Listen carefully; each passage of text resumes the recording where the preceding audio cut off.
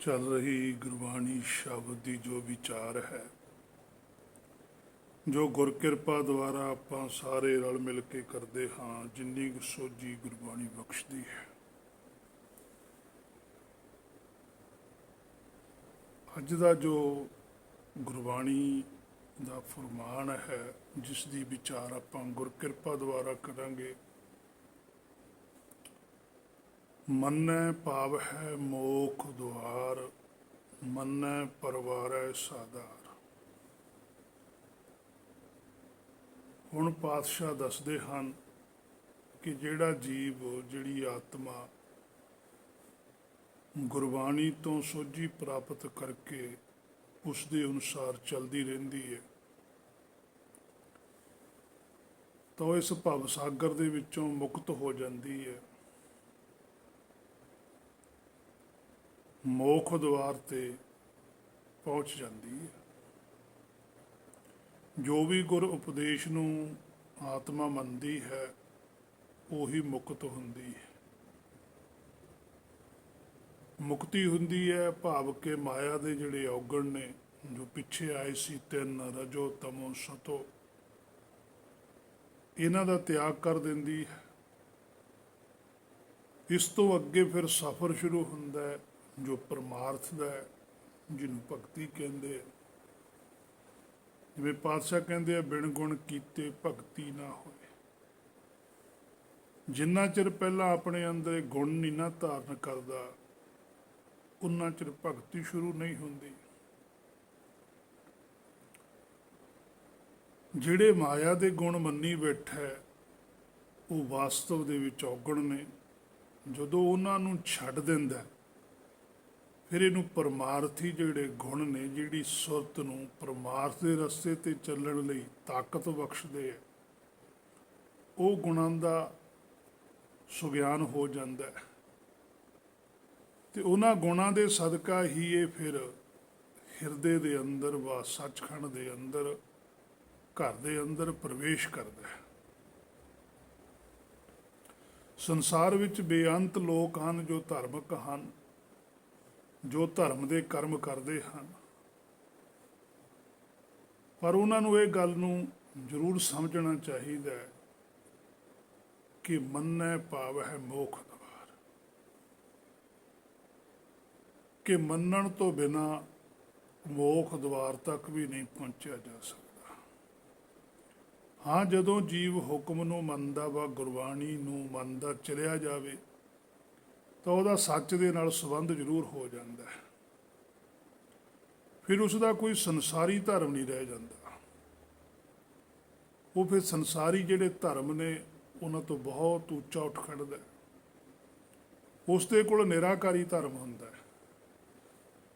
ਜਿਵੇਂ ਦੁਨੀਆ ਦੇ ਅੰਦਰ ਦੋ ਸ਼੍ਰੇਣੀਆਂ ਜਿਹੜੀਆਂ ਆਮ ਚੱਲਦੀਆਂ ਨੇ, ਇੱਕ ਗੁਰਮੁਖ ਹੈ, ਇੱਕ ਮਨਮੁਖ ਹੈ। ਗੁਰਮੁਖ ਚਾਹੇ ਕਿਸੇ ਵੀ ਦੇਸ਼ ਵਿੱਚ ਰਹਿੰਦਾ ਹੋਵੇ, ਇਮਾਨਦਾਰ ਹੋਵੇ, ਸੱਚ ਤੇ ਚੱਲਣ ਵਾਲਾ ਹੋਵੇ, ਤੇ ਗੁਰਮਤ ਨੂੰ ਮੰਨਦਾ ਹੋਵੇ, ਉਸ ਨੂੰ ਸੱਚਖੰਡ ਵੱਲੋਂ ਗੁਰਮੁਖ ਆਖਿਆ ਜਾਂਦਾ ਹੈ। ਦੂਜਾ ਜੋ ਨਹੀਂ ਮੰਨਦਾ, ਵਿਰੋਧੀ ਹੈ, ਉਹ ਮਨਮੁਖ ਹੈ। ਪਰ ਸੰਸਾਰ ਵਿੱਚ ਇੱਕ ਕੈਟਾਗਰੀ ਐਸੀ ਵੀ ਹੈ ਕਿ ਨਾ ਉਹ ਗੁਰਮੁਖ ਨੇ, ਨਾ ਉਹ ਮਨਮੁਖ ਨੇ। ਉਹਨਾਂ ਵਿੱਚ ਇੱਕ ਕੁਆਲਿਟੀ ਜ਼ਰੂਰ ਹੁੰਦੀ ਹੈ, ਜਿਨ੍ਹਾਂ ਨੂੰ ਅਸੀਂ ਕਾਮਰੇਡ ਕਹਿ ਦਿੰਦੇ। ਉਹ ਦੁਨੀਆ ਦੇ ਧਰਮਾਂ ਨੂੰ ਤਾਂ ਝੂਠ ਜ਼ਰੂਰ ਕਹਿ ਦਿੰਦੇ ਵੀ ਇਹ ਪਖੰਡ ਹੈ, ਪਰ ਉਹਨਾਂ ਕੋਲ ਅਸਲੀ ਮਤ ਦਾ ਸੁਗਿਆਨ ਨਹੀਂ ਹੁੰਦਾ। ਉਹ ਝੂਠ ਦੇ ਖਿਲਾਫ ਜ਼ਰੂਰ ਖੜਦੇ ਆ, ਪਰ ਜੇ ਉਹ ਅਸਲੀ ਧਰਮ ਨੂੰ ਜਾਣਨ ਦੀ ਕੋਸ਼ਿਸ਼ ਕਰ ਲੈਣ, ਅਸਲੀ ਸੱਚ ਨੂੰ ਜਾਣਨ ਬਾਰੇ ਕੁਝ ਉਦਮ ਕਰਨ, ਤਾਂ ਗੁਰਮੁਖ ਛੇਤੀ ਬਣ ਸਕਦੇ ਆ।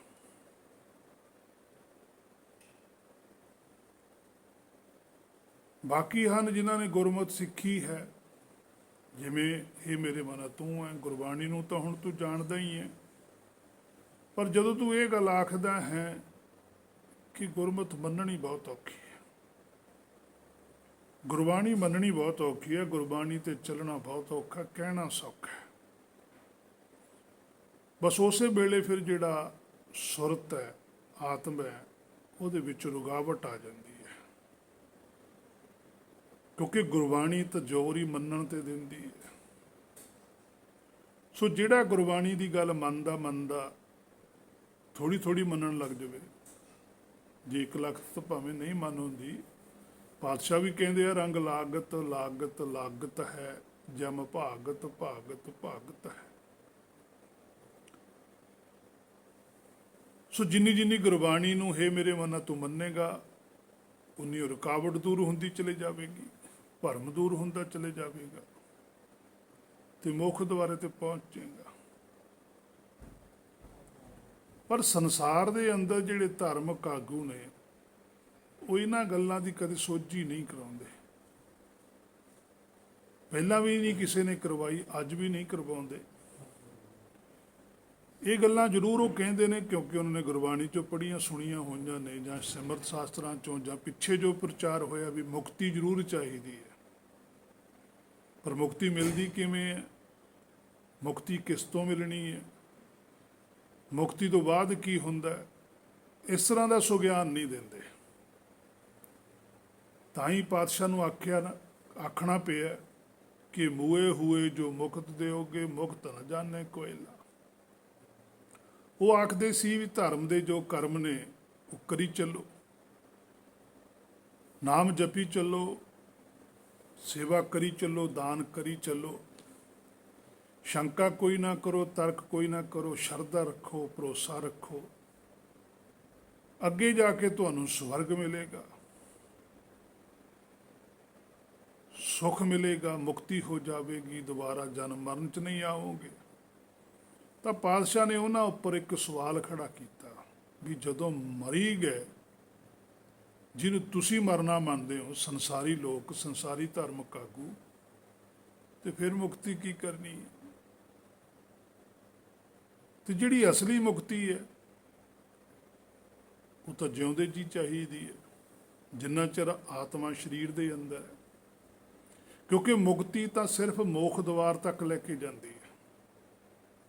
ਮੁਕਤੀ ਤੋਂ ਅੱਗੇ ਤਾਂ ਸਫ਼ਰ ਸ਼ੁਰੂ ਹੁੰਦਾ ਹੈ। ਮੁਕਤੀ ਨੂੰ ਤਾਂ ਗੁਰਮੁਖ ਛੱਡ ਜਾਂਦੇ ਆ। ਜਿਵੇਂ ਪਾਤਸ਼ਾਹ ਕਹਿੰਦੇ ਆ, ਧਰਮੀ ਧਰਮ ਗਵਾਵ ਹੈ ਜੇ ਮੰਗੈ ਮੋਖ ਦੁਆਰ। ਜਦੋਂ ਸੱਚ ਦੀ ਸੋਝੀ ਆ ਜਾਂਦੀ ਹੈ, ਉਹ ਤਾਂ ਇਸ ਮੁਕਤੀ ਦੀ ਇੱਛਾ ਵੀ ਨਹੀਂ ਰੱਖਦੇ ਵੀ ਸਾਡੀ ਮੁਕਤੀ ਹੋਵੇ। ਜੋ ਸੰਸਾਰੀ ਧਾਰਮਿਕ ਲੋਕਾਂ ਨੇ ਮੁਕਤੀ ਪ੍ਰਚਾਰ ਕੀਤੀ ਹੋਈ, ਉਹ ਕਹਿੰਦੇ ਇਹਦੇ ਨਾਲ ਤਾਂ ਵੀ ਸਾਡਾ ਜਿਹੜਾ ਧਰਮ ਹੈ ਉਹ ਸਾਰੇ ਹੀ ਚਲੇ ਜਾਊਗਾ, ਸਾਡੇ ਕੋਲ ਨਿਰਾਕਾਰੀ ਸੱਚ ਦੀ ਸਾਨੂੰ ਸੋਝੀ ਹੋ ਨਹੀਂ ਆਊਗੀ। ਇੱਥੇ ਮੋਖ ਦੁਆਰ ਦੇ ਵੀ ਰਾਰੇ ਨੂੰ ਔਂਕੜ ਹੈ, ਖੱਖੇ ਨੂੰ ਵੀ ਔਂਕੜ ਹੈ। ਇਹ ਨਿਰਾਕਾਰੀ ਮੋਖ ਦੁਆਰ ਹੈ।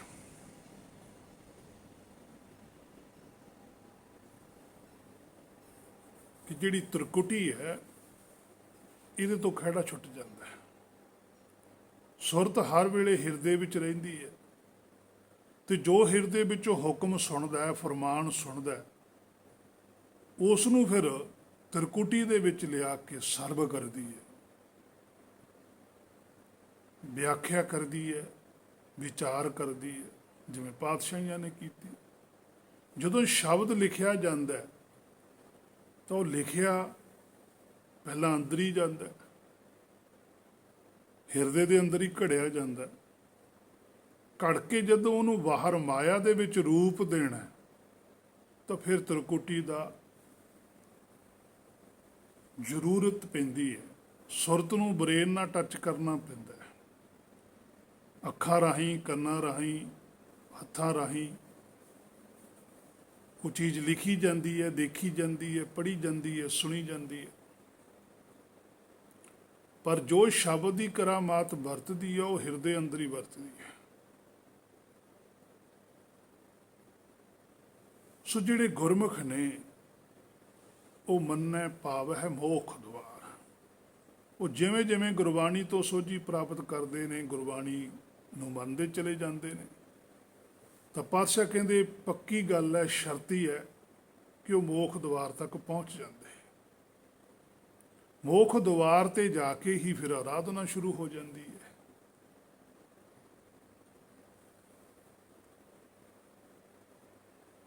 ਕਿਉਂਕਿ ਮੋਖ ਦੁਆਰ ਤੱਕ ਤਾਂ ਸਾਰੀ ਮਾਇਆ ਛੱਡ ਚੁੱਕੇ।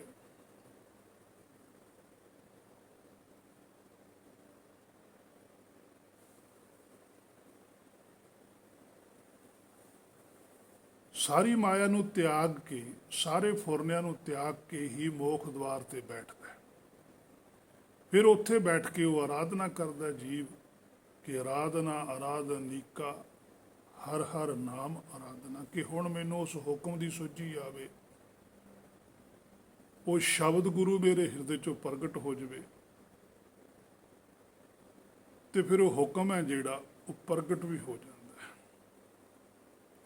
ਹੁਣ ਜਿਹਦੇ ਜਿਹਦੇ ਹਿਰਦੇ ਚੋਂ ਹੁਕਮ ਪ੍ਰਗਟ ਹੋ ਜਾਂਦਾ ਹੈ, ਉਹ ਫਿਰ ਕੀ ਕਰਦਾ? ਮੰਨੈ ਪਰਵਾਰੈ ਸਾਧਾਰ। ਮੋਖ ਦੁਆਰ ਦੇ ਉੱਪਰ ਬੈਠ ਕੇ ਉਹਦਾ ਜਿਹੜਾ ਪਰਿਵਾਰ ਹੈ ਉਹਦੇ ਵਿੱਚ ਸੁਧਾਰ ਹੁੰਦਾ ਹੈ। ਹੁਣ ਗੁਰਮੁਖਾਂ ਦਾ ਕੀ ਪਰਿਵਾਰ ਹੈ? ਜਿਹੜੇ ਸੱਚ ਬੋਲਣ ਦੀ ਇੱਛਾ ਰੱਖਦੇ ਆ, ਜਿਹੜੇ ਸੱਚ ਬੋਲਦੇ ਆ, ਇਹ ਪਰਿਵਾਰ ਹੈ ਕਿ ਜਿਨ੍ਹਾਂ ਦੇ ਅੰਦਰ ਸੱਚ ਦੀ ਭੁੱਖ ਤਾਂ ਹੈ ਪਰ ਸੱਚ ਮਿਲ ਨਹੀਂ ਰਿਹਾ। ਜੋ ਕੁਝ ਵੀ ਮਿਲਿਆ ਹੋਇਆ ਉਸੇ ਨੂੰ ਹੀ ਸੱਚ ਮੰਨ ਕੇ ਲੱਗੇ ਹੋਏ ਨੇ, ਪਰ ਅੰਦਰ ਇਮਾਨਦਾਰੀ ਹੈ। ਸੁਣਦੇ ਨੇ ਜ਼ਰੂਰ ਸੱਚਖੰਡ ਬਾਰੇ, ਗੁਰਮੁਖਾਂ ਬਾਰੇ, ਉਹਨਾਂ ਦੀਆਂ ਗੱਲਾਂ ਸੁਣ ਕੇ ਮਨ ਵਿੱਚ ਚਾਅ ਜ਼ਰੂਰ ਪੈਦਾ ਹੁੰਦਾ ਹੈ। ਫਿਰ ਉਹ ਧਰਮ ਦੇ ਰਸਤੇ ਤੇ ਚੱਲਦੇ ਆ, ਪਰ ਧਰਮ ਦੇ ਰਸਤੇ ਤੇ ਚੱਲਦੇ ਜ਼ਰੂਰ ਨੇ, ਲੱਗੇ ਹੋਏ ਨੇ, ਪਰ ਪ੍ਰਾਪਤੀ ਨਹੀਂ ਹੁੰਦੀ, ਤੇ ਡਰਦੇ ਨੇ, ਕਿਸੇ ਨੂੰ ਪ੍ਰਾਪਤੀ ਦੱਸਦੇ ਵੀ ਨਹੀਂ, ਵੀ ਜੇ ਦੱਸਿਆ ਤਾਂ ਅਗਲੇ ਨੂੰ ਕੀ ਦੱਸਾਂਗੇ ਵੀ ਕੀ ਮਿਲਿਆ। ਇਹਨਾਂ ਵਿੱਚੋਂ ਸਭ ਤੋਂ ਪਹਿਲੀ ਗੱਲ ਤੋੜਨ ਵਾਲੇ ਸੀ ਪਾਤਸ਼ਾਹ ਕਬੀਰ ਸਾਹਿਬ। ਉਹ ਵੀ ਸੰਸਾਰੀ ਤੌਰ ਤੇ ਰਾਮਾਨੰਦ ਜੀ ਕੋਲ ਜਾਂਦੇ ਸੀ। ਜੋ ਜੋ ਵੀ ਕਰਮ ਧਰਮ ਰਾਮਾਨੰਦ ਜੀ ਨੇ ਦੱਸਿਆ ਕਬੀਰ ਸਾਹਿਬ ਕਰਦੇ ਸਨ, ਕਿਉਂਕਿ ਇਸ ਗੱਲ ਦੀ ਕੋਈ ਬੈਕਗਰਾਉਂਡ ਹੈ, ਪਿੱਛੇ ਕੁਛ ਨਾ ਕੁਛ ਹੋਇਆ ਹੋਇਆ। ਉਸ ਗੱਲ ਨੂੰ ਸ਼ੁੱਧ ਕੀਤਾ ਪਾਤਸ਼ਾਹ ਨੇ। 80 ਸਾਲ ਦੀ ਉਮਰ ਤੱਕ ਕਬੀਰ ਸਾਹਿਬ ਦੇ ਹਿਰਦੇ 'ਚ ਬ੍ਰਹਮ ਗਿਆਨ ਪ੍ਰਗਟ ਨਹੀਂ ਹੈ, ਗੁਰਮਤਿ ਨਹੀਂ ਹੈ, ਪਰ ਕਰਮ ਧਰਮ ਸਾਰਾ ਹੀ ਕਰਦੇ ਆ ਜੋ ਸੰਸਾਰੀ ਹੈ। ਉਹਨਾਂ ਨੇ ਆਪਣੀ ਗੁਰਬਾਣੀ 'ਚ ਸਾਰਾ ਕੁਛ ਹੀ ਵਿਖਿਆਨ ਕੀਤਾ। ਜਦੋਂ ਕੋਈ ਗੁਰਮੁਖ ਮਿਲਦਾ ਹੈ, ਉਸ ਦੇ ਨਾਲ ਮਾੜੀ ਮੋਟੀ ਵਿਚਾਰ ਹੁੰਦੀ ਹੈ, ਤਾਂ ਮਗਹਰ ਦੇ ਅੰਦਰ ਜਾ ਕੇ ਉਹ ਧਰਮ ਗ੍ਰੰਥਾਂ ਨੂੰ ਪੜ੍ਹਦੇ ਆ, ਫਿਰ ਉਹਨਾਂ ਧਰਮ ਗ੍ਰੰਥਾਂ ਨੂੰ ਵਾਚਦੇ ਆ ਕਿ ਇਹਨਾਂ ਵਿੱਚ ਜੋ ਕੁਝ ਵੀ ਲਿਖਿਆ ਹੋਇਆ ਹੈ ਇਹ ਤਾਂ ਕਦੇ ਸੁਣਿਆ ਹੀ ਨਹੀਂ। ਇੱਥੇ ਤਾਂ ਸਾਰਾ ਕੁਛ ਹੀ ਉਹਦੇ ਨਾਲੋਂ ਵਿਪਰੀਤ ਲਿਖਿਆ ਹੋਇਆ ਜੋ ਕੁਛ ਮੈਂ ਹੁਣ ਤੱਕ ਧਰਮ ਦੇ ਆਗੂਆਂ ਤੋਂ ਸੁਣਿਆ। ਕਿਉਂਕਿ ਸ੍ਰੀ ਪਾਤਸ਼ਾਹ ਕਬੀਰ ਸਾਹਿਬ ਰਹਿੰਦੇ ਕਾਸ਼ੀ ਦੇ ਵਿੱਚ ਹੈ। ਕਾਸ਼ੀ ਹੀ ਧਰਮ ਦਾ ਸਭ ਤੋਂ ਵੱਡਾ ਕੇਂਦਰ ਸੀ ਉਸ ਵੇਲੇ। ਸਾਰੇ ਬ੍ਰਾਹਮਣ, ਪੰਡਤ, ਜੋਗੀ, ਨਾਥ ਕਾਸ਼ੀ ਵਿੱਚ ਰਹਿੰਦੇ ਸੀ। ਚਾਰ ਸਪੇਰਾ ਧਰਮ ਦੇ ਨਾਂ ਦੇ ਉੱਪਰ ਗੂੰਜਦਾ ਸੀ, ਤੇ ਉਹੀ ਗੂੰਜ ਉਹਨਾਂ ਦੇ ਕੰਨਾਂ 'ਚ ਪੈਂਦੀ ਸੀ, ਤੇ ਉਹੀ ਹਿਰਦੇ 'ਚ ਧਾਰਨ ਕੀਤੀ ਹੋਈ ਸੀ। ਹੁਣ ਉਹ ਗੂੰਜ ਹੋਰ ਹੈ, ਇੱਥੇ ਸਾਰਾ ਕੁਛ ਹੀ ਹੋਰ ਹੈ। ਇਸੇ ਕਰਕੇ ਮਗਹਰ ਵਿੱਚ ਜਾਣ ਤੋਂ ਪਾਬੰਦੀ ਸੀ ਕਿ ਉੱਥੇ ਨਹੀਂ ਜਾਣਾ। ਹੇ ਮੇਰੇ ਮਨਾ, ਉਹੀ ਘਟਨਾ ਘਟਦੀ ਹੈ ਜਦੋਂ ਅੱਜ ਅਸੀਂ ਗੁਰਬਾਣੀ ਤੋਂ ਸੋਝੀ ਪ੍ਰਾਪਤ ਕਰਦੇ ਹਾਂ ਕਿ ਗੁਰਬਾਣੀ ਦੇ ਅੰਦਰ ਤਾਂ ਕੁਛ ਹੋਰ ਲਿਖਤ ਹੈ। ਜੋ ਅਸੀਂ ਬਾਹਰੋਂ ਸੁਣਦੇ ਹਾਂ ਧਾਰਮਿਕ ਲੋਕਾਂ ਤੋਂ, ਉਹ ਗੱਲ ਹੋਰ ਹੈ। ਉਹ ਤਾਂ ਗੁਰਬਾਣੀ ਨਾਲ ਜਮਾਂ ਹੀ ਮੇਲ ਨਹੀਂ ਖਾਂਦੀ, ਪਰ ਸੁਣਨ ਨੂੰ ਬਾਹਰੋਂ ਗੁਰਬਾਣੀ ਦਾ ਪ੍ਰਚਾਰ ਹੀ ਹੁੰਦਾ। ਗੁਰਬਾਣੀ ਦੀਆਂ ਗੱਲਾਂ ਹੀ ਸੁਣਨ ਨੂੰ ਮਿਲਦੀਆਂ ਨੇ। ਗੁਰਬਾਣੀ ਜਿਨ੍ਹਾਂ ਪੁਰਖਾਂ ਨੇ ਲਿਖੀ ਹੈ ਉਹਨਾਂ ਦੀਆਂ ਸਾਖੀਆਂ ਸੁਣਨ ਨੂੰ ਮਿਲਦੀਆਂ ਨੇ, ਪਰ ਜਦੋਂ ਗੁਰਬਾਣੀ 'ਚ ਉਹਨਾਂ ਦਾ ਜੀਵਨ ਵੇਖਿਆ ਜਾਂਦਾ ਉਹ ਉਹਨਾਂ ਤੋਂ ਸਾਰਾ ਹੀ ਉਲਟ ਹੈ। ਫਿਰ ਮਨ ਦੇ ਅੰਦਰ ਹਲਚਲ ਪੈਦਾ ਹੁੰਦੀ ਹੈ ਵੀ ਗੱਲ ਕੁਛ ਹੋਰ ਹੈ, ਇਸ ਤਰ੍ਹਾਂ ਤਾਂ ਨਹੀਂ ਹੈ, ਪਰ ਪੂਰੀ ਸੋਝੀ ਨਹੀਂ ਹੈ। ਹਲਚਲ ਜ਼ਰੂਰ ਪੈਦਾ ਹੋਈ, ਜਿਵੇਂ ਡਾਕਟਰ ਦੱਸ ਦੇਵੇ ਵੀ ਤੈਨੂੰ ਫਲਾਨੀ ਬਿਮਾਰੀ ਹੈ, ਤੈਨੂੰ ਕੈਂਸਰ ਹੈ, ਤਾਂ ਹੁਣ ਕੈਂਸਰ ਸ਼ਬਦ ਸੁਣ ਕੇ ਹਲਚਲ ਤਾਂ ਪੈਦਾ ਹੋਵੇਗੀ ਅੰਦਰ। ਹਜੇ ਚਿੰਤਾ ਵਧੀ ਹੈ ਬਿਮਾਰੀ ਦੀ, ਇਲਾਜ ਨਹੀਂ ਹੋਇਆ, ਦਵਾਈ ਨਹੀਂ ਮਿਲੀ, ਸਿਰਫ ਚਿੰਤਾ ਵੱਧ ਗਈ। ਪਰ ਜਦੋਂ ਚਿੰਤਾ ਵੱਧ ਜਾਂਦੀ ਹੈ ਫਿਰ ਬੰਦਾ ਦਵਾਈ ਲੈਣ ਲਈ ਵੀ ਬਹੁਤ ਕੁਝ ਕਰਦਾ ਹੈ। ਜੀ ਜਦੋਂ ਸਰੀਰ ਨੂੰ ਬਚਾਉਣਾ ਚਾਹੁੰਦਾ, ਸਰੀਰ ਨੂੰ ਬਚਾਉਣ ਲਈ ਉਹ ਹਰ ਹੀਲਾ ਅਪਣਾਉਂਦਾ। ਇਸੇ ਤਰ੍ਹਾਂ ਜਦੋਂ ਗੁਰਬਾਣੀ ਤੋਂ ਸੋਝੀ ਆਉਂਦੀ ਹੈ ਆਤਮਾ ਬਾਰੇ ਵੀ, ਆਤਮਾ ਨੂੰ ਤਾਂ ਸਭ ਤੋਂ ਵੱਡਾ ਰੋਗ ਲੱਗਿਆ ਹੋਇਆ ਹਉਮੈ ਦਾ। ਹਉਮੈ ਦੀਰਘ ਰੋਗ ਹੈ, ਇਹ ਤਾਂ ਬਹੁਤ ਵੱਡਾ ਰੋਗ ਹੈ। ਫਿਰ ਆਤਮਾ ਨੂੰ ਬਚਾਉਣ ਵਾਸਤੇ ਵੀ ਉਹ ਉਦਮ ਕਰਦੇ ਕਿ ਉਹ ਨਾਮ ਮਿਲੇ, ਉਹ ਔਖਦ ਮਿਲੇ ਜਿਹਦੇ ਨਾਲ ਮੇਰਾ ਰੋਗ ਦੂਰ ਹੋ ਜਾਵੇ। ਔਰ ਉਹ ਆਪਣੇ ਰੋਗ ਨੂੰ ਦੂਰ ਕਰ ਵੀ ਲੈਂਦੇ ਆ। ਕਬੀਰ ਸਾਹਿਬ ਨੇ ਕੀਤਾ, ਮਗਹਰ ਦੇ ਅੰਦਰ ਜਾ ਕੇ ਉਹਨਾਂ ਸ਼ਬਦਾਂ ਨੂੰ, ਉਹਨਾਂ ਗ੍ਰੰਥਾਂ ਨੂੰ ਵਿਚਾਰਿਆ ਤੇ ਸਵੈਮ ਲਾਗੂ ਕੀਤਾ। ਉਹਨਾਂ ਨੇ ਆਪਣੀ ਗੁਰਬਾਣੀ ਦੇ ਅੰਦਰ ਇਹ ਗੱਲ ਦਰਜ ਕੀਤੀ ਹੈ ਕਿ ਪਹਿਲੇ ਦਰਸ਼ਨ ਮਗਹਰ ਪਾਇਓ, ਪੁਨ ਕਾਸ਼ੀ ਵਸ ਆਏ। ਜੇ ਤਾਂ ਉਹਨਾਂ ਨੂੰ ਕਾਸ਼ੀ ਦੇ ਵਿੱਚ ਰਾਮਾਨੰਦ ਜੀ ਤੋਂ ਪ੍ਰਾਪਤੀ ਹੁੰਦੀ ਫਿਰ ਤੋਂ ਰਾਮਾਨੰਦ ਜੀ ਦਾ ਨਾਮ ਲਿਖਦੇ, ਪਰ ਉਹਨਾਂ ਨੇ ਮਗਹਰ ਲਿਖਿਆ। ਮਗਹਰ ਦੇ ਅੰਦਰ ਧਾਰਮਿਕ ਗ੍ਰੰਥਾਂ ਨੂੰ ਉਹਨਾਂ ਨੇ ਜਦੋਂ ਵਿਚਾਰਿਆ, ਕਿਉਂਕਿ ਗ੍ਰੰਥਾਂ ਵਿੱਚ ਸੱਚ ਸਦਾ ਹੀ ਲਿਖਿਆ ਰਹਿੰਦਾ। ਅੱਜ ਗੁਰਬਾਣੀ ਗ੍ਰੰਥ ਹੈ, ਇਹਦੇ ਅੰਦਰ ਸੱਚ ਲਿਖਿਆ ਹੋਇਆ ਹੈ, ਪਰ ਗ੍ਰੰਥਾਂ 'ਚੋਂ ਸੱਚ ਵਿਚਾਰਨਾ ਪੈਂਦਾ ਹੈ, ਸਮਝਣਾ ਪੈਂਦਾ ਹੈ, ਉਹਦੀ ਸਾਰੀਆਂ ਬੈਕਗਰਾਉਂਡਾਂ ਨੂੰ ਵਿਚਾਰਨਾ ਪੈਂਦਾ ਹੈ ਵੀ ਇਹ ਗੱਲ ਕਿਹਦੇ ਪ੍ਰਥਾਏ ਕਿਵੇਂ ਕਿਵੇਂ ਵਾਪਰੀ ਹੋਈ ਹੈ। ਫਿਰ ਆਪਣੇ ਤੇ ਲਾਗੂ ਕਰਨੀ ਪੈਂਦੀ ਹੈ ਗੱਲ। ਜਿਵੇਂ ਜਿਵੇਂ ਆਪਣੇ ਤੇ ਲਾਗੂ ਕਰਦਾ ਜੀਵਨ ਬਦਲਦਾ ਚਲਾ ਜਾਂਦਾ ਹੈ। ਸੋ ਕਬੀਰ ਸਾਹਿਬ ਦਾ ਜੀਵਨ ਬਦਲਿਆ।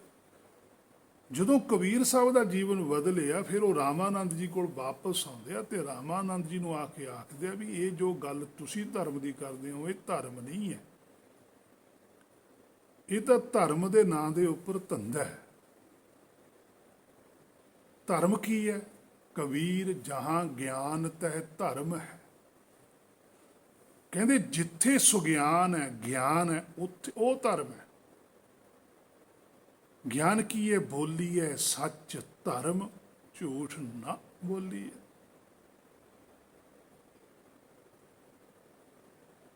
ਤੇ ਉੱਥੇ ਕਬੀਰ ਸਾਹਿਬ ਦੇ ਨਾਲ ਹੋਰ ਵੀ ਬਹੁਤ ਸੀ, ਉਹਨਾਂ ਨੇ ਵੀ ਗੱਲ ਸੁਣੀ ਕਬੀਰ ਸਾਹਿਬ ਦੀ,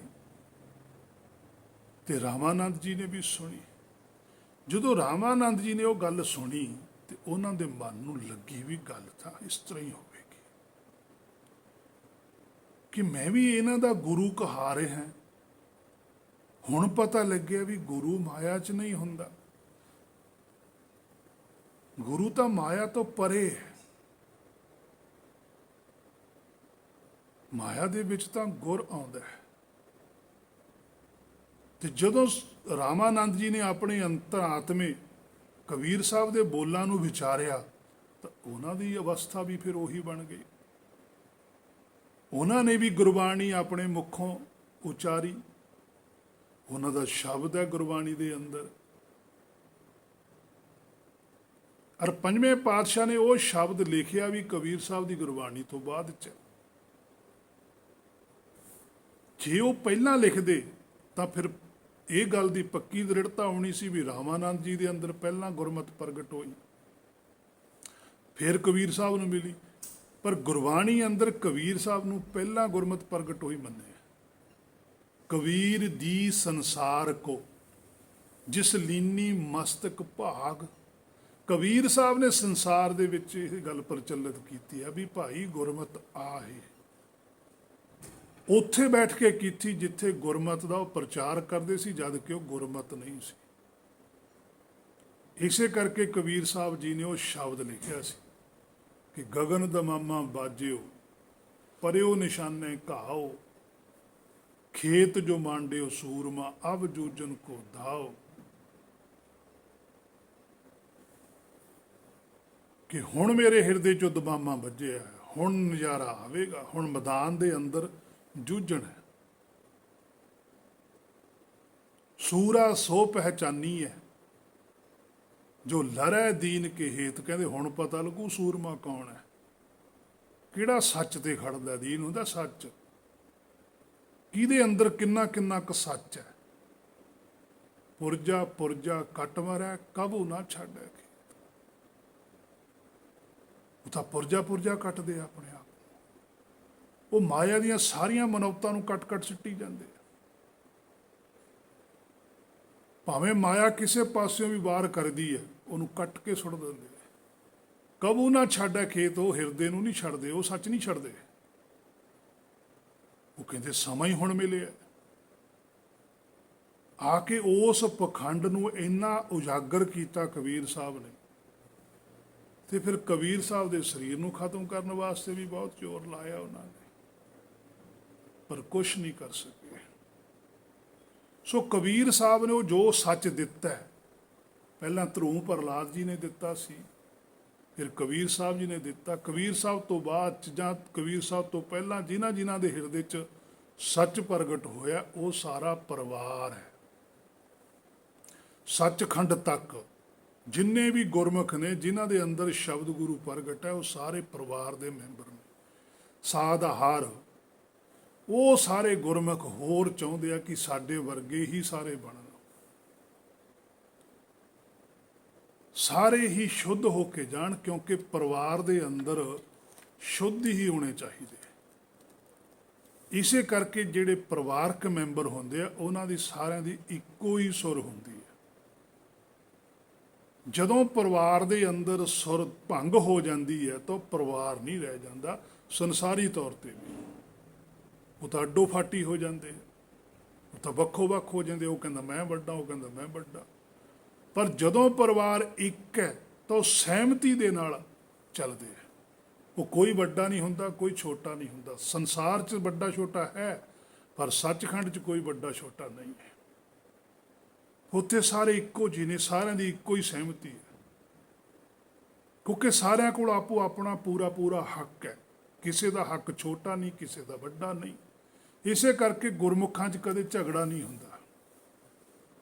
ਕੋਈ ਵੀ ਸਬੂਤ ਦਿਖਾ ਦੇਵੇ ਕਿ ਨਾ ਧਰੂੰ ਜੀ ਤੋਂ ਲੈ ਕੇ 10ਵੇਂ ਪਾਤਸ਼ਾਹ ਤੱਕ, ਜਾਂ ਬੇਅੰਤ ਗੁਰਸਿੱਖ ਜਿਹੜੇ 10ਵੇਂ ਪਾਤਸ਼ਾਹ ਤੋਂ ਬਾਅਦ ਹੋਇਆ, ਕਿਸੇ ਦੀ ਵੀ ਇੱਕ ਸੁਰ ਭੰਗ ਹੋਈ ਹੋਵੇ,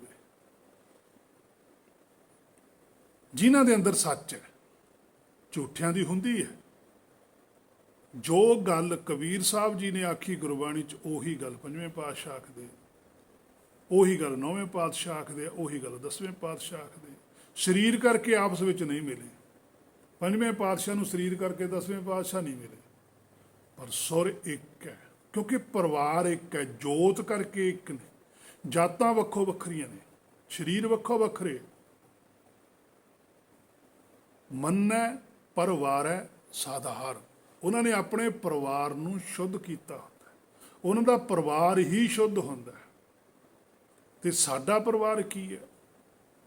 ਜਿਹੜੀ ਮਨ ਹੈ, ਬੁੱਧ ਹੈ, ਇਹ ਚਿੱਤ ਦਾ ਪਰਿਵਾਰ ਹੈ, ਮੂਲ ਦਾ ਪਰਿਵਾਰ ਹੈ। ਅਸੀਂ ਆਪਣੇ ਮਨ ਬੁੱਧ ਨੂੰ ਸ਼ੁੱਧ ਕਰਨਾ ਹੈ। ਜਦੋਂ ਅਸੀਂ ਮਨ ਬੁੱਧੀ ਨੂੰ ਸ਼ੁੱਧ ਕਰ ਲਿਆ ਤਾਂ ਅਸੀਂ ਇੱਕ ਹੋ ਜਾਣਾ, ਸਾਡੀ ਵੀ ਸੁਰ ਇੱਕ ਹੋ ਜਾਣੀ ਹੈ। ਤ੍ਰਿਤੀਏ ਤੀਨੇ ਸਮ ਕਰ ਲਿਆਵੈ, ਅਨੰਦ ਮੂਲ ਪਰਮ ਸੁਖ ਪਾਵੈ। ਸ੍ਰੀ ਪਾਤਸ਼ਾਹ ਕਬੀਰ ਸਾਹਿਬ ਕਹਿੰਦੇ ਤਿੰਨਾਂ ਨੂੰ ਇੱਕ ਸੁਰ 'ਚ ਕਰ ਲਓ। ਜਦੋਂ ਤਿੰਨੇ ਇੱਕ ਹੋ ਗਏ ਤੇ ਫਿਰ ਪਰਮ ਆਨੰਦ ਹੈ। ਫਿਰ ਪਰਿਵਾਰ ਇੱਕ ਹੈ, ਇਕੱਠਾ ਹੈ। ਪਰ ਜੇ ਤਿੰਨੇ ਵੱਖੋ ਵੱਖਰੇ ਹੈ ਤਾਂ ਪਰਿਵਾਰ ਖਿੰਡਿਆ ਹੋਇਆ। ਸੋ ਗੁਰਮੁਖ ਨੇ ਜਿਹੜੇ, ਉਹ ਦੂਜਿਆਂ ਦਾ ਭਲਾ ਚਾਹੁੰਦੇ ਆ।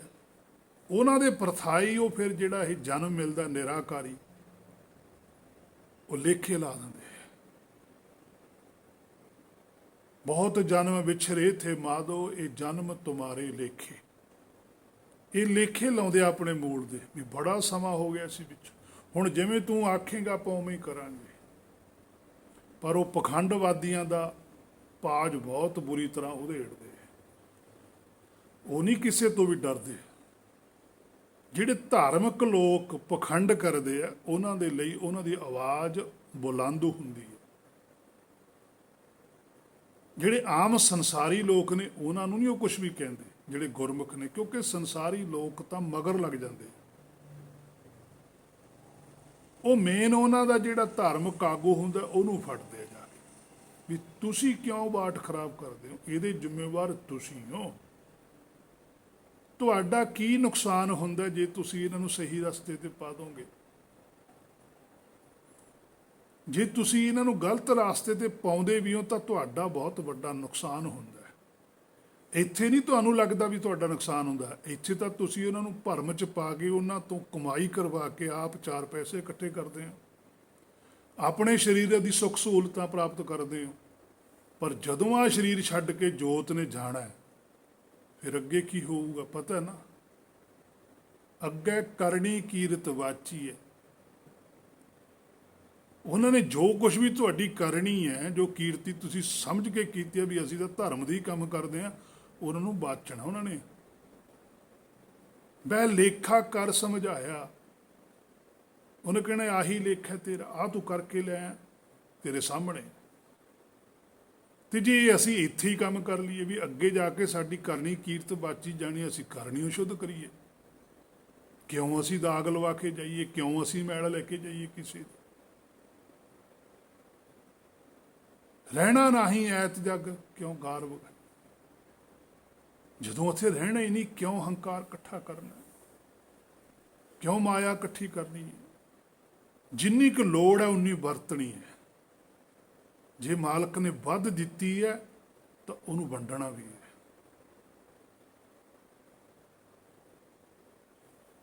ਸੋ ਜਿਹੜੇ ਗੁਰਮੁਖ ਨੇ ਉਹ ਸੱਚ ਦੀ ਗੱਲ ਕਰਦੇ ਆ। ਉਹ ਹਰ ਇੱਕ ਨੂੰ ਆਪਣੇ ਪਰਿਵਾਰ ਦਾ ਮੈਂਬਰ ਬਣਾਉਣਾ ਚਾਹੁੰਦੇ ਆ, ਤੇ ਜਿਹੜੇ ਮਨਮੁਖ ਨੇ ਉਹ ਆਪਣੇ ਪਰਿਵਾਰ ਦਾ ਮੈਂਬਰ ਬਣਾਉਣਾ ਚਾਹੁੰਦੇ ਆ। ਸੋ ਦੋਨਾਂ ਦਾ ਪਰਿਵਾਰ ਹੁੰਦਾ। ਗੁਰਮੁਖਾਂ ਦਾ ਪਰਿਵਾਰ ਸੱਚਖੰਡ 'ਚ ਪ੍ਰਵੇਸ਼ ਕਰਦਾ, ਮਨਮੁਖਾਂ ਦਾ ਪਰਿਵਾਰ ਭਵ ਸਾਗਰ ਵਿੱਚ ਗੋਤੇ ਖਾਂਦਾ। ਸੋ ਆਪਾਂ ਗੁਰਬਾਣੀ 'ਚੋਂ ਵੀ ਕੁਝ ਵਚਨ ਦੇਖ ਲੈਂਦੇ ਕਿ ਮੰਨੇ ਪਾਵੈ ਮੋਖ ਦੁਆਰ। ਅੰਗ 2 ਉੱਪਰ ਵੀ ਪਾਤਸ਼ਾਹ ਕਹਿੰਦੇ ਆ, ਕਰਮੀ ਆਵੇ ਕੱਪੜਾ ਨਦਰੀ ਮੋਖ ਦੁਆਰ। ਕਰਮੀ ਆਵੇ ਕੱਪੜਾ, ਆ ਜਿਹੜਾ ਸਾਨੂੰ ਸਰੀਰ ਮਿਲਿਆ ਸਾਡੀ ਸੋਚ ਕਰਕੇ ਮਿਲਿਆ। ਆ ਜਿਹੜਾ ਕੱਪੜਾ ਅਸੀਂ ਪਾਇਆ ਇਹ ਸਾਡੀ ਆਪਣੀ ਮਰਜ਼ੀ ਨਾਲ ਸਾਨੂੰ ਕੱਪੜਾ ਮਿਲਿਆ। ਜਿਵੇਂ ਅਸੀਂ ਬਾਹਰਲੇ ਸਰੀਰ ਦੇ ਉੱਪਰ ਆ ਕੱਪੜਾ ਪਾਉਂਦੇ ਹਾਂ ਵੀ ਤਾਂ ਅਸੀਂ ਆਪਣੀ ਮਰਜ਼ੀ ਨਾਲ ਹੀ ਪਾਉਂਦੇ, ਜਿਹੜਾ ਸਾਨੂੰ ਚੰਗਾ ਲੱਗਦਾ ਅਸੀਂ ਪਾਉਂਦੇ ਹਾਂ, ਚਾਹੇ ਉਹਦੇ ਨਾਲ ਸੰਸਾਰ 'ਚ ਇੱਜ਼ਤ ਹੋਵੇ ਚਾਹੇ ਨਾ ਹੋਵੇ, ਪਾਉਂਦੇ ਹਾਂ। ਇਸੇ ਕਰਕੇ ਸਾਡੀ ਜਿਹੜੀ ਆਤਮਾ ਸੀ ਉਹਨੇ ਸੱਚਖੰਡ ਦੇ ਵਿੱਚ ਇੱਛਾ ਧਾਰਨ ਕੀਤੀ ਕਿ ਮੈਂ ਆ ਸਰੀਰ ਧਾਰਨਾ, ਚਾਹੇ ਇਹ ਸਰੀਰ ਨਾਲ ਮੇਰੀ ਇੱਜ਼ਤ ਹੋਵੇ ਚਾਹੇ ਨਾ ਹੋਵੇ, ਮੈਂ ਤਾਂ ਇਹ ਸਰੀਰ ਲੈਣਾ ਹੀ ਲੈਣਾ। ਉਹ ਕਹਿੰਦੇ ਲੈ ਲਓ। ਕਰਮੀ ਆਵੇ ਕੱਪੜਾ ਨਦਰੀ ਮੋਖ ਦੁਆਰ। ਕਹਿੰਦੇ ਹੁਣ ਜੇ ਕੱਪੜੇ ਦੀ ਸੋਝੀ ਆ ਜਾਵੇ ਵੀ ਮੈਂ ਤਾਂ ਇਹ ਕੱਪੜਾ ਪਾਇਆ ਹੋਇਆ, ਵੀ ਇਹ ਤਾਂ ਕੱਪੜੇ ਤੋਂ ਮੇਰਾ ਖੇੜਾ ਹੀ ਨਹੀਂ ਛੁੱਟਦਾ। ਜਿਹਨੂੰ ਆਪਣਾ ਆਪਾ ਪਤਾ ਲੱਗ ਜਾਵੇ, ਨਜ਼ਰ ਆ ਜਾਵੇ ਵੀ ਓਹੋ ਮੇਰੀ ਤਾਂ ਇਹ ਸੰਸਾਰੀ ਕੱਪੜਿਆਂ ਵੀ ਨਹੀਂ ਇੱਜ਼ਤ ਬਹੁਤ ਹੈ, ਸਗੋਂ ਜਿੱਦਣ ਦਾ ਮੈਂ ਕੱਪੜਾ ਪਾਇਆ ਉਦਣ ਦਾ ਤਾਂ ਮੈਂ ਬੇਪਤ ਹੋਇਆ ਹੋਇਆ, ਉਦਣ ਦਾ ਤਾਂ ਮੈਂ ਜਲੀਲ ਹੋ ਰਿਹਾ। ਜਦੋਂ ਮੈਂ ਕੱਪੜੇ ਤੋਂ ਰਹਿਤ ਸੀ ਉਦੋਂ ਤਾਂ ਮੇਰੇ ਕੋਲ ਸੁੱਖ ਬਹੁਤ ਸੀ। ਤੇ ਜਦੋਂ ਇਹ ਸੋਚਦਾ ਤਾਂ ਮੋਖ ਦੁਆਰ ਉਸੇ ਵੇਲੇ ਜਾ ਕੇ ਦਰਵਾਜ਼ੇ ਦੇ ਖੜ ਜਾਂਦਾ। ਉੱਥੇ ਖੜ ਕੇ ਫਿਰ ਇਹ ਕਹਿੰਦਾ, ਪ੍ਰੇਮ ਪਟੋਲਾ ਤੈਂ ਸਹਿ ਦਿੱਤਾ ਢੱਕਣ ਕੂਪਤ ਮੇਰੀ। ਕਿ ਹੁਣ ਪਤਾ ਲੱਗਿਆ ਕਿ ਮੈਂ ਤਾਂ ਪ੍ਰੇਮ ਸਰੂਪ ਹਾਂ। ਤਾਂ ਉਹਨੇ ਨਾਮ ਬਖਸ਼ਤਾ, ਹਿਰਦੇ ਚੋਂ ਨਾਮ ਪ੍ਰਗਟ ਹੋ ਗਿਆ ਤਾਂ ਉਹਦੇ ਨਾਲ ਇੱਜ਼ਤ ਰਹਿ ਗਈ। ਮੰਨੈ ਪਤ ਸਿਉ ਪ੍ਰਗਟ ਜਾਏ। ਸੋ ਅੰਗ 36 ਉੱਪਰ ਵੀ ਪਾਤਸ਼ਾਹ ਕਹਿੰਦੇ, ਗੁਰ ਪ੍ਰਸਾਦੀ ਬੂਝੀਐ ਤਾਂ ਪਾਏ ਮੋਖ ਦੁਆਰ। ਕਹਿੰਦੇ ਗੁਰ ਪਰਸ ਆਦੀ, ਜਦੋਂ ਸਾਡੀ ਸੁਰਤ ਗੁਰ ਨੂੰ ਪਰਸਦੀ ਹੈ, ਜਿਹੜਾ ਸਾਡਾ ਆਦ ਸਰੂਪ ਹੈ, ਆਪਣੇ ਆਪ ਦਾ ਸੁਗਿਆਨ ਲੈਂਦੀ ਹੈ ਤਾਂ ਬੁੱਝੀ ਹੈ, ਤਾਂ ਇਹਨੂੰ ਬੁਝਾਰਤ ਬੁੱਝੀ ਜਾਂਦੀ ਹੈ। ਤੇ ਜਦੋਂ ਬੁਝਾਰਤ ਬੁੱਝਦੀ ਹੈ ਤਾਂ ਪਾਏ ਮੋਖ ਦੁਆਰ, ਉਸੇ ਵੇਲੇ ਦਰਵਾਜ਼ੇ ਤੇ ਖੜੀ ਹੁੰਦੀ। ਜਦੋਂ ਸਾਨੂੰ ਭੁੱਖ ਲੱਗਦੀ ਹੈ ਉਸੇ ਵੇਲੇ ਅਸੀਂ ਥਾਲੀ ਚੱਕਦੇ ਹਾਂ ਵੀ ਦਿਓ, ਤਾਂ ਸਾਨੂੰ ਪਾ ਵੀ ਦਿੰਦੇ ਆ ਵੀ ਭੁੱਖ ਲੱਗੇ ਤਾਂ ਹੀ ਮੰਗਣ ਆਇਆ ਨਾ। ਤੇ ਜਿੰਨਾ ਚਿਰ ਭੁੱਖੇ ਨਹੀਂ ਸੀ ਥਾਲੀ ਕਿਉਂ ਚੱਕਣੀ ਹੈ? ਹੇ ਮੇਰੇ ਮਨਾ, ਜਿੰਨਾ ਚਿਰ ਤੈਨੂੰ ਆਪਣੇ ਆਪ ਦਾ ਪਤਾ ਹੀ ਨਹੀਂ ਹੈਗਾ ਵੀ ਤੂੰ ਮੰਗੇਗਾ ਕੀ। ਅੰਗ 115 ਦੇ ਉੱਪਰ ਵੀ ਪਾਤਸ਼ਾਹ ਕਹਿੰਦੇ ਗੁਰਮੁਖ ਪਾਏ ਮੋਖ ਦਵਾਰ। ਪਰ ਨਿਸ਼ਾਨੀ ਹੈ ਕਿ ਜਦੋਂ ਸੁਰਤ ਸੁਗਿਆਨ ਵੱਲ ਨੂੰ ਚੱਲਣ ਲੱਗ ਜਾਵੇ, ਗੁਰ ਦੀ ਇੱਛਾ ਨੂੰ ਧਾਰਨ ਵਾਲੇ ਪਾਸੇ ਚਲੇ ਜਾਵੇ, ਤਾਂ ਨਾਲ ਦੀ ਨਾਲ ਪਾਏ ਮੋਖ ਦਵਾਰ ਹੈ, ਉਸੇ ਵੇਲੇ ਮੋਖ ਦਵਾਰ ਤੇ ਪਹੁੰਚਦੀ ਹੈ। ਅੰਗ 123 ਉੱਪਰ ਵੀ ਪਾਤਸ਼ਾਹ ਕਹਿੰਦੇ ਸੇ ਜਨ ਸੱਚੇ ਪਾਵਹਿ ਮੋਖ ਦਵਾਰ। ਉਹੀ ਜਿਹੜੇ ਜੀਵ ਨੇ, ਉਹੀ ਭਗਤ ਨੇ, ਉਹ ਸੱਚੇ ਨੇ ਜਿਨ੍ਹਾਂ ਨੂੰ ਮੋਖ ਦਵਾਰ ਮਿਲਦਾ ਹੈ। ਸੰਸਾਰ ਦੇ ਵਿੱਚ ਜਿਹੜਾ ਸੰਸਾਰੀ ਸੱਚ ਬੋਲਦੇ ਹਾਂ, ਉਹ ਮੋਖ ਦਵਾਰ ਤੱਕ ਨਹੀਂ ਲੈ ਜਾਂਦਾ, ਕਿਉਂਕਿ ਸੰਸਾਰੀ ਸੱਚ ਦੇ ਵਿੱਚ ਵੀ ਕਿਤੇ ਨਾ ਕਿਤੇ ਝੂਠ ਲੁਕਿਆ ਹੁੰਦਾ। ਜਿਹੜਾ ਨਿਰਾਕਾਰੀ ਸੱਚ ਹੁੰਦਾ ਉਹਦੇ 'ਚ ਝੂਠ ਨੂੰ ਕੋਈ ਥਾਂ ਨਹੀਂ ਹੁੰਦੀ, ਕੋਈ ਲੋਭ ਲਾਲਚ ਨਹੀਂ ਹੁੰਦਾ। ਸੋ ਇਹ ਫਰਕ ਹੈ। ਉਸ ਤੋਂ ਅਗਲਾ ਬਚਨ ਹੈ ਮੰਨੈ ਪਰਵਾਰੈ ਸਾਧਾਰ। ਅੰਗ 16 ਉੱਪਰ ਪਾਤਸ਼ਾਹ ਕਹਿੰਦੇ ਘਰ ਮੰਦਰ ਖੁਸ਼ੀ ਨਾਮ ਕੀ ਨਦਰ ਤੇਰੀ ਪਰਵਾਰ। ਆਹ ਪਾਤਸ਼ਾਹ ਕਹਿੰਦੇ ਘਰ ਮੰਦਰ ਖੁਸ਼ੀ ਨਾਮ ਕੀ। ਹੁਣ ਘਰ ਮੰਦਰ, ਮੰਦਰ ਵੀ ਉਹੀ ਹੈ, ਘਰ ਵੀ ਉਹੀ ਹੈ। ਤੇ ਮੰਦਰ ਕੀ ਹੈ? ਮਨ ਮੰਦਰ, ਮਨ ਹੀ ਮੰਦਰ ਹੈ। ਹੁਣ ਜਦੋਂ ਮਨ ਦੇ ਅੰਦਰ, ਮੰਦਰ ਦੇ ਅੰਦਰ ਖੁਸ਼ੀ ਕਾਹਦੀ ਹੈ? ਨਾਮ ਦੀ ਹੈ, ਨਾਮ ਦੀ, ਹੁਕਮ ਦੀ। ਕਿਉਂਕਿ ਜਿਹੜਾ ਮਨ ਮੰਦਰ ਹੈ ਇਹ ਚੇਤਨ ਹੈ। ਇੱਥੇ ਮੰਦਰ ਵੀ ਆਪ ਹੈ, ਪੁਜਾਰੀ ਵੀ ਆਪ ਹੈ। ਬਾਹਰਲੀ ਧਰਤੀ ਤੇ ਜਿਹੜਾ ਅਸੀਂ ਮੰਦਰ, ਗੁਰਦੁਆਰਾ, ਮਸਜਿਦ, ਮਸੀਤ ਬਣਾਉਂਦੇ ਆ, ਉੱਥੇ ਭਗਵਾਨ ਵੀ ਵੱਖਰਾ ਹੁੰਦਾ ਤੇ ਉਹਦਾ ਪੁਜਾਰੀ ਵੀ ਵੱਖਰਾ ਹੁੰਦਾ। ਉੱਥੇ ਭਗਵਾਨ ਵੀ ਜੜ ਹੁੰਦਾ ਤੇ ਪੁਜਾਰੀ ਵੀ ਚੇਤਨ ਹੁੰਦਾ। ਪਰ ਇੱਥੇ ਕੀ ਹੈ? ਇੱਥੇ ਮੰਦਰ ਵੀ ਜੜ ਹੈ, ਮੰਦਰ ਵੀ ਚੇਤਨ ਹੈ ਤੇ ਪੁਜਾਰੀ ਵੀ ਚੇਤਨ ਹੈ।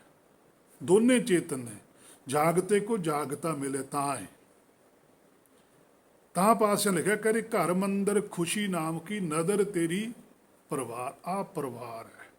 ਫਿਰ ਨਦਰ ਹੁੰਦੀ ਹੈ, ਫਿਰ ਉਹਨੂੰ ਸਾਰੀ ਸੋਝੀ ਹੁੰਦੀ ਹੈ ਵੀ ਸਾਰਾ ਤਾਂ ਸੱਚਖੰਡ ਹੀ ਹੈ। ਇਹ ਤਾਂ ਸਾਰੀਆਂ ਜੋਤਾਂ ਬੈਠੀਆਂ ਨੇ, ਇਹਨਾਂ 'ਚ ਮੈਂ ਬੈਠਾ, ਮੇਰੇ ਚਾਰ ਇਹਨਾਂ 'ਚ ਤਾਂ ਕੋਈ ਫਰਕ ਹੀ ਨਹੀਂ।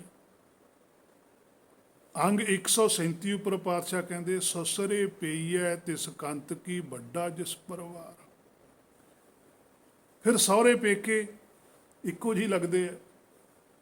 ਜਿੰਨਾ ਚਿਰ ਇਸ ਭਾਵ ਸਾਗਰ 'ਚ ਜੋਤ ਰਹਿੰਦੀ ਆ ਉਹਨਾਂ ਚਿਰ ਸੱਚਖੰਡ ਨਾਲ ਸੰਬੰਧ ਰਹਿੰਦਾ। ਜਦੋਂ ਭਾਵ ਸਾਗਰ 'ਚੋਂ ਸਰੀਰ ਛੱਡ ਕੇ ਚਲੇ ਜਾਂਦੀ ਹੈ ਉਦੋਂ ਵੀ ਉਹਨਾਂ ਦਾ ਸੰਬੰਧ ਪੈਦਾ ਹੁੰਦਾ। ਤਿਸ ਕੰਤ ਕੀ, ਹੁਕਮ ਦੀ ਸੋਝੀ ਹੁੰਦੀ ਹੈ, ਆਪਣੇ ਆਪ ਦੀ ਸੋਝੀ ਹੁੰਦੀ ਹੈ।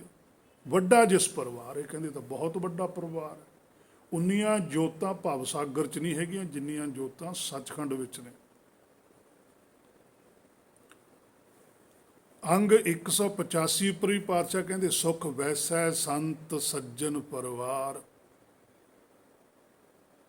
ਕਹਿੰਦੇ ਸੁਖ ਵੈਸੈ, ਬੜੇ ਸੁਖੀ ਵੈਸੇ ਨੇ, ਬੜੇ ਸੁਖੀ ਨੇ, ਬੜੇ ਆਨੰਦ ਵਿੱਚ ਨੇ। ਸੰਤ ਸੱਜਣ, ਉੱਥੇ ਸਾਰੇ ਹੀ ਸੰਤ ਨੇ, ਉਹ ਸਾਰੇ ਹੀ ਸ਼ੁੱਧ ਸਰੂਪ ਨੇ, ਸਾਰੇ ਹੀ ਮਿੱਤਰ ਨੇ, ਸੱਜਣ ਨੇ। ਤੇ ਪਰਿਵਾਰ, ਇਹ ਪਰਿਵਾਰ ਹੈ, ਇਕੱਠ ਹੈ। ਅੰਗ 273 ਉੱਪਰ ਪਾਤਸ਼ਾਹ ਕਹਿੰਦੇ ਹੈ ਬ੍ਰਹਮ ਗਿਆਨੀ ਕੇ ਨਾਮ ਪਰਿਵਾਰ। ਕਿ ਜਦੋਂ ਬ੍ਰਹਮ ਦੀ ਪੂਰੀ ਸੋਝੀ ਆ ਜਾਂਦੀ ਹੈ ਤਾਂ ਉਹਨੂੰ ਪਤਾ ਲੱਗ ਜਾਂਦਾ ਕਿ ਜਿਹੜਾ ਮੇਰਾ ਪਰਿਵਾਰ ਹੈ ਉਹ ਤਾਂ ਨਾਮ ਹੀ ਹੈ, ਹੁਕਮ ਹੀ ਹੈ। ਸਾਧਾਰ ਕੱਲਾ ਸ਼ਬਦ ਵੀ ਆਉਂਦਾ। ਅੰਗ 361 ਦੇ ਉੱਪਰ ਸਤਿਗੁਰ ਸੇਵੈ ਪਰਿਵਾਰ ਸੁਧਾਰ।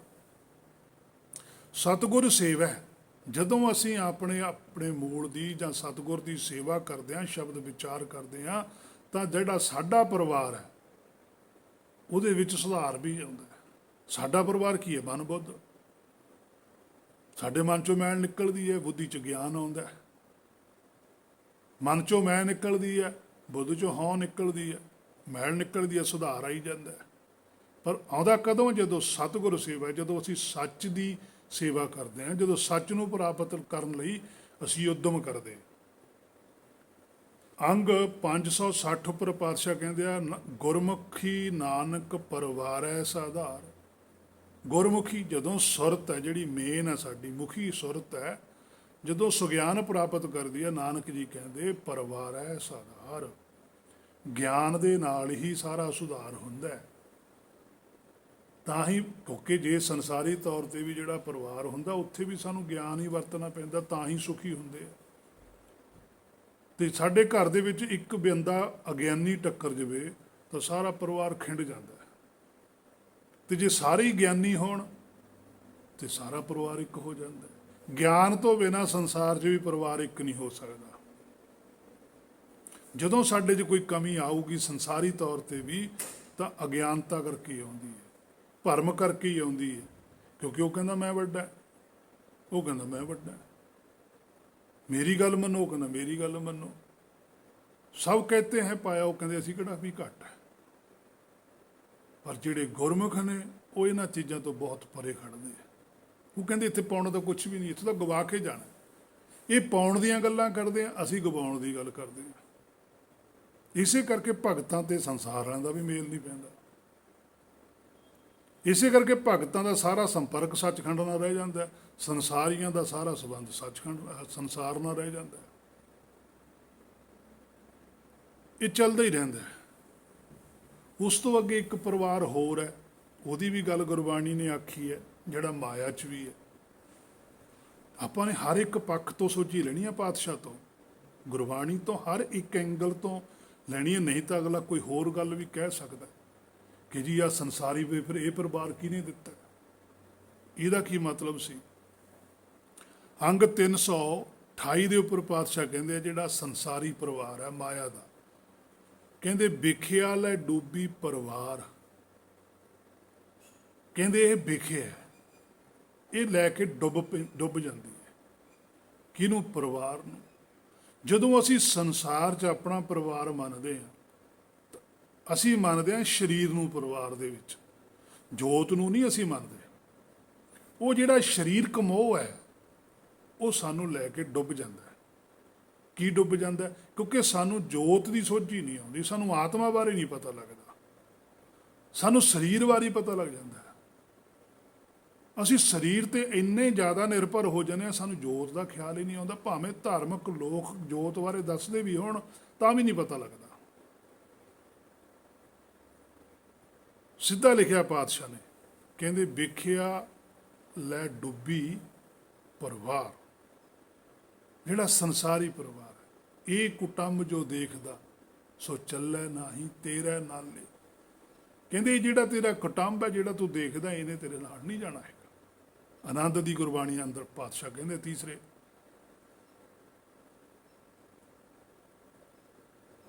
ਕਿਸ ਨਾਲ ਕੀਚੇ ਦੋਸਤੀ ਸਭ ਜਗ ਚੱਲਣ ਹਾਰ। ਕਹਿੰਦੇ ਕਿਹਦੇ ਨਾਲ ਦੋਸਤੀ, ਕਿਹਨੂੰ ਪਰਿਵਾਰ ਬਣਾਏਗਾ? ਇਹਨੇ ਸਾਰੇ ਨੇ ਚਲੇ ਜਾਣਾ, ਕਿਸੇ ਨੇ ਤੇਰਾ ਸਾਥ ਨਹੀਂ ਦੇਣਾ। ਇਹਦਾ ਸਭ ਕੋ ਆਪੋ ਆਪਣੀ ਪਈ ਹੋਈ ਹੈ। ਇਹ ਮਾਇਆ ਦਾ ਪਰਿਵਾਰ ਹੈ। ਸੋ ਜਦੋਂ ਮੋਖ ਦੁਆਰ ਉੱਪਰ ਜਾ ਕੇ ਜੋਤ ਆਰਾਧਨਾ ਕਰਦੀ ਹੈ ਆਤਮਾ, ਤਾਂ ਪਾਰ ਬ੍ਰਹਮ ਦੀ ਸਭਾ ਵਿੱਚੋਂ ਫਰਮਾਨ ਸ਼ੁੱਧ ਸੁਣਾਈ ਦੇਣ ਲੱਗ ਜਾਂਦਾ ਹੈ। ਉਸ ਨੂੰ ਆਖਿਆ ਜਾਂਦਾ ਨਾਮ ਪਦਾਰਥ। ਨਾਲ ਅੰਦਰ ਸੋ ਘਰ ਦੀ ਪ੍ਰਾਪਤੀ ਹੋ ਜਾਂਦੀ ਹੈ। ਉਸ ਨੂੰ ਆਖਦੇ ਜਨਮ ਪਦਾਰਥ, ਭਾਵ ਸਦਾ ਲਈ ਬੈਕੁੰਠ ਦੀ ਪ੍ਰਾਪਤੀ ਹੈ। ਪਰਿਵਾਰ ਹੈ ਸਾਧਾਰ, ਆਤਮਾ ਪ੍ਰਾਤਮਾ ਸ਼ੁੱਧ ਸਰੂਪ ਪਰਮਾਤਮ ਬਣ ਕੇ ਸੱਚਖੰਡ ਵਿੱਚ ਆਪਣੇ ਨਿਜ ਆਸਣ ਦੇ ਉੱਪਰ ਸਦਾ ਲਈ ਵਿਰਾਜਮਾਨ ਹੋ ਜਾਂਦੀ ਹੈ। ਇੱਥੋਂ ਤੱਕ ਇਹ ਅੱਜ ਦੀ ਵਿਚਾਰ ਸੀ ਜੋ ਗੁਰ ਕਿਰਪਾ ਦੁਆਰਾ ਕੀਤੀ ਗਈ। ਅਗਲਾ ਜਿਹੜਾ ਬਚਨ ਹੈ ਸਾਹਿਬ ਦਾ, ਜੇ ਗੁਰ ਨੇ ਕਿਰਪਾ ਕੀਤੀ ਫਿਰ ਉਸ ਦੀ ਵਿਚਾਰ ਕੀਤੀ ਜਾਵੇਗੀ। ਹੋਈਆਂ ਭੁੱਲਾਂ ਦੀ ਖਿਮਾ, ਮਿਲਾਓ ਫਤਿਹ। ਵਾਹਿਗੁਰੂ ਜੀ ਕਾ ਖਾਲਸਾ, ਵਾਹਿਗੁਰੂ ਜੀ ਕੀ ਫਤਿਹ।